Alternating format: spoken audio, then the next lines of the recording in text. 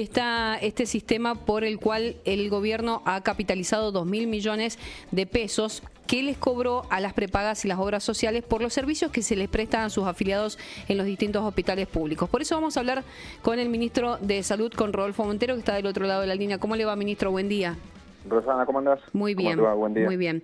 Bueno, en parte están cumpliendo con el objetivo que se habían trazado cuando crearon este sistema del reforzal, digo, de empezar a capitalizar o quizá de cobrar esas eternas deudas que tenían con las obras sociales con el Estado. De a poco, sí. Es un proceso, obviamente. Es una muy buena noticia lo que hemos mostrado. Sí. Los incrementos son, bueno, están a la vista ahí en la tabla que publicó el gobernador. Los incrementos son enormes en términos de facturación y va saldando una deuda histórica, como decías vos, que tenía que ver con afiliados de obras sociales que hacen sus aportes a las obras sociales o a las prepagas y que se atendían en el sistema público y después o no pagaban poco al sistema público, y se le quitaba recursos al sistema para fortalecerse y para disponer esos recursos para las personas que no tienen esa posibilidad de tener obra social. Entonces, de a poco eso va mejorando. Todavía hay un camino para andar, porque si bien los resultados son muy buenos, esos resultados no incluyen, por ejemplo, OSEP y PAMI, entró en vigencia en agosto. Pero nosotros con OSEP y con PAMI hemos tenido que hacer unos convenios distintos, aparte con el reforzado, entonces eso se va a empezar a ver en el corto tiempo, o sea que los resultados van a ser aún mejores que los que publicamos hoy. Sobre todo porque hay muchos afiliados a OSEP y a PAMI que terminan llegando justamente a los hospitales públicos. Y te diría que la mitad de los egresos de pacientes con obras sociales del sistema público son de OSEP y PAMI. Claro. Es decir, de los que tienen obra social y egresan del sistema público, la mitad son de esas obras sociales. Ahora, estaba viendo ese cuadro que difundió también el gobernador en su tuit de esta mañana y veía que hay sumas siderales, digo, en cuanto a crecimiento. Lo decíamos cuando presentábamos el tema también.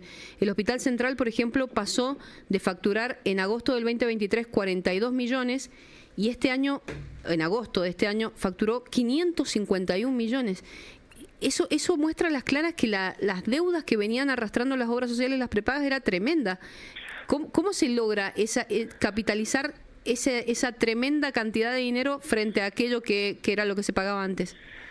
Mirá, hay 3 o 4 factores muy importantes. El primero es la centralización, es decir, que haya un ente que facture por todo el sistema público, nos puso en muchísimo mejor poder de negociación, pero la ley que presentamos, dijimos, bueno, no solo centralizamos en este ente público, sino que además vamos a establecer un nomenclador para todas las provincias de prestación y mejoramos los valores, porque antes cada hospital o cada sector estaba un poco desactualizado, pero además dependía mucho de la capacidad de negociación de cada sector con 150 obras sociales distintas. Es decir, algunos hospitales como el Central tenían algún poder de negociación más, pero vos imaginate todos los chiquitos, por eso ahí te vas a encontrar hospitales que facturaban 30.000 pesos en un mes y pasaron a facturar 30 millones, porque esos hospitales chiquitos tenían poco poder de negociación con 150 obras sociales distintas y poca estructura después para judicializar las cosas. Entonces, centralizar, tener un solo nomenclador, simplificar procesos, porque antes vos te tenías que adaptar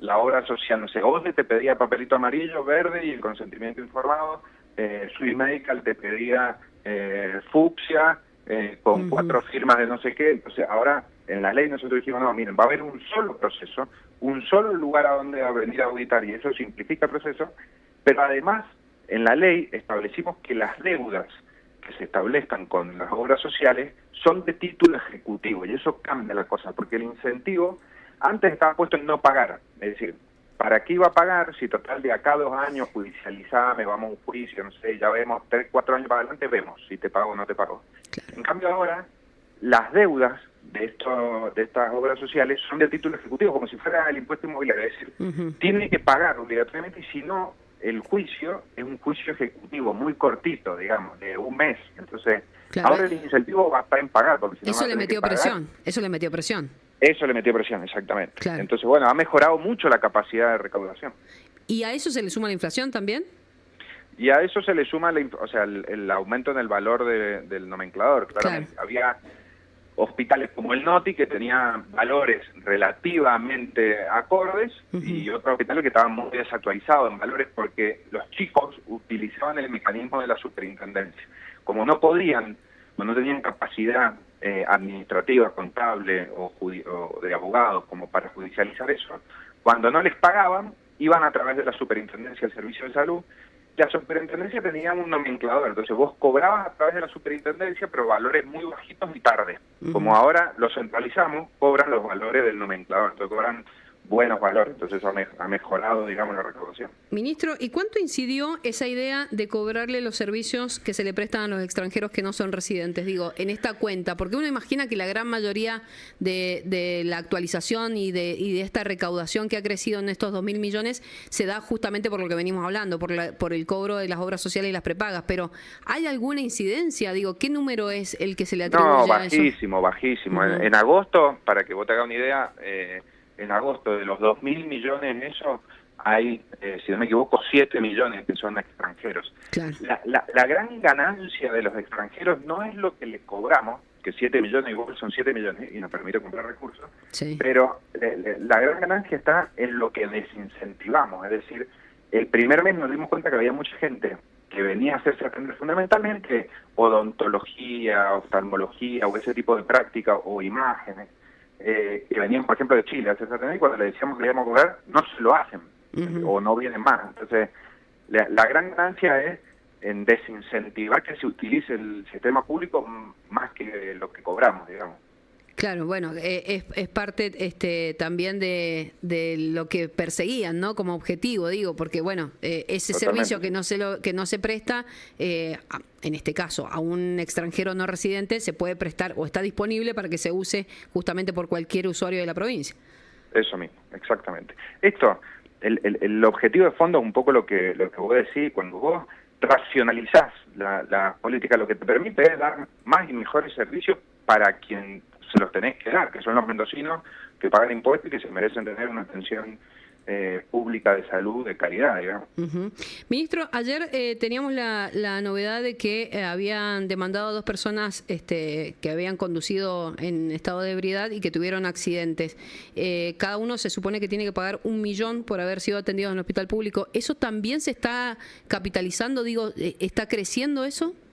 Eso es a través también del mismo ente, sí, del Reforzal, sí. Es decir, esos 2 son pacientes del Hospital Central, que como dijimos desde el principio, esto tiene objetivo de hacer cambios culturales para que los chicos no tomen cuando manejan, no objetivos recaudatorios. Sí, claro. Pero el proceso de esas 2 personas empezó en el Hospital Central, se las atendió y también, como dijimos al principio, se las atiende, se les recupera la salud, y esto es un proceso administrativo posterior. Bajo ningún punto de vista alguien le niega la entrada, ni a alguien que vino borracho, ni a alguien que viene con obra social. Primero se lo atiende, se recupera su salud como corresponde, y esto es un proceso administrativo posterior. Sí. Pero ahora, como estas 2 personas conducían alcoholizadas, tuvieron accidente y en el sistema público se les brindó la atención correspondiente, han sido notificadas de que van a tener que pagar, porque como venían alcoholizados antes, van a tener que pagar su atención.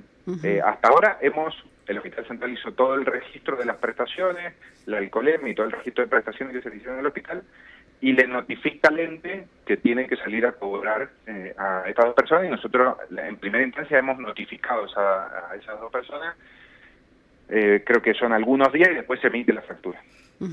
Ministro, ¿y cuál es la situación? Nos decía al principio de la charla que este cobro de las obras sociales y de las prepagas había exigido un acuerdo distinto con PAMI y con OSEP. ¿Y en qué situación están esos que tienen, por ejemplo, PAMI y que van a buscar medicación a los hospitales públicos? Nosotros no entregamos medicación en general a pacientes que tienen obra social porque es una responsabilidad de su obra social. Sí. Si no, imagínense que nadie usaría su obra social, todos irían al sector público a buscar medicamentos, sería infinanciable. Ahí no tendría sentido la existencia de obras sociales si vamos a estar entregando nosotros los medicamentos para todos los pacientes que tienen cobertura.